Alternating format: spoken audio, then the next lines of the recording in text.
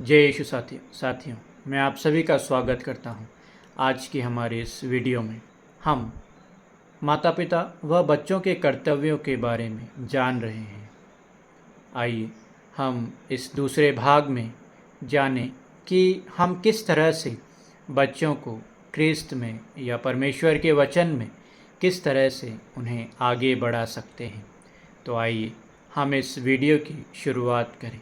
परमेश्वर की वचन की शिक्षा देना बहुत ही महत्वपूर्ण व बहुत ही ज़रूरी कार्य है। ये सिर्फ हमारे लिए ही नहीं बल्कि हमारे बच्चों के लिए और उनके आने वाले भविष्य में उनकी बहुत मदद करता है। परमेश्वर का वचन कहता है, विधि विवरण ग्रंथ अध्याय 6 पद संख्या 6 व 7 में, जो शब्द मैं तुम्हें आज सुना रहा हूँ वे तुम्हारे हृदय पर अंकित रहे।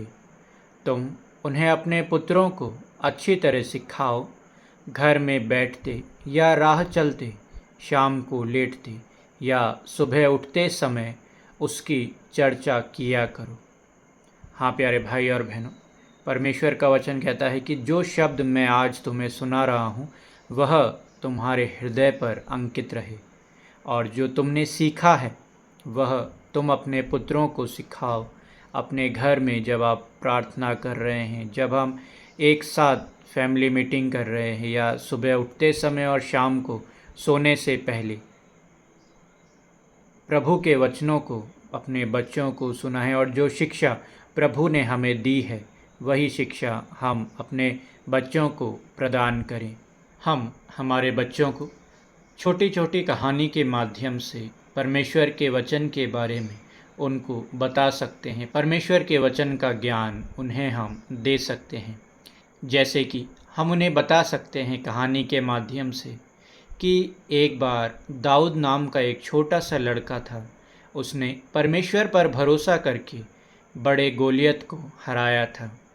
हाँ प्यारे भाई और बहनों, ये एक बहुत ही छोटी सी कहानी है, लेकिन ये कहानी हमारे बच्चों को विश्वास में आगे बढ़ाएगी। इससे बच्चे सीखते हैं कि हमें परमेश्वर पर भरोसा रखना चाहिए। जब भी वह परीक्षा में पढ़ेंगे या उनके जीवन में कठिनाई आएगी तो उन्हें यह स्टोरी याद आएगी, और वे उस समय परमेश्वर पर भरोसा रखकर उस समय उस कठिनाई से, उस परेशानी से, उस एग्ज़ाम से, उस चिंता से दूर हट सकेंगे। बच्चों को अपने दैनिक जीवन से जोड़ें और उन्हें आज्ञाकारी बनाएं कि किस प्रकार हमें दूसरों की, अपने से बड़ों की आज्ञा माननी चाहिए, कि कभी भी हमें झूठ नहीं बोलना चाहिए। झूठ बोलने से क्या क्या नुकसान हो सकते हैं हमें उन्हें ये बताना चाहिए, जिससे वे अपने जीवन में कभी गलत का साथ ना दें, कभी झूठ ना बोलें, वह सच्चाई के मार्ग पर आगे बढ़ते जाएं। जब भी हम घर में प्रार्थना करें या फैमिली प्रेयर करें तो अपने बच्चों को अपने पास बिठाएं, उन्हें हाथ जोड़ना सिखाएं और प्रार्थना करना सिखाएं। उन्हें छोटी छोटी प्रार्थनाएं सिखाएं कि प्रभु को किस तरह से धन्यवाद दिया जाता है, किस तरह से प्रभु से कुछ मांगा जाता है, किस तरह से प्रभु से प्रार्थना की जाती है। जैसे कि हम उन्हें जब प्रार्थना में बैठे हैं तो उन्हें हमारे पूरे दिन भर के लिए धन्यवाद दें। जब हम सुबह प्रार्थना करें तो अच्छी नींद के लिए उनको बोलें कि प्रभु हमें आपने अच्छी नींद प्रदान करी, इसके लिए मैं आपको धन्यवाद देता हूँ। जब हम सोने जाएं तो अपने बच्चों से कहिए कि हाथ जोड़कर 2 मिनट ऑल्टर के पास जाकर प्रार्थना करें कि प्रभु हम धन्यवाद देते हैं आपको कि आपने हमें यह पूरा दिन दिया, हमें सुरक्षित रखा, और हम अब सोने जा रहे हैं तो हमारी रक्षा कीजिए, ताकि हम फिर से एक नया दिन, एक नया सवेरा देख सकें। यह छोटी छोटी प्रार्थनाएं बच्चों को प्रभु के करीब लाती है, जिससे वह प्रभु से प्रेम, प्रभु से किस तरह से प्रार्थना करनी है, किस तरह से प्रभु को धन्यवाद देना है, यह सभी चीज़ें वे सीखते हैं। प्यारे भाई और बहनों, बच्चे वही सीखते हैं जो वह देखते हैं, क्योंकि बच्चों का दिमाग बहुत ही तेज़ होता है। वह अपने सामने जैसा देखेंगे वह भी वैसा ही करेंगे।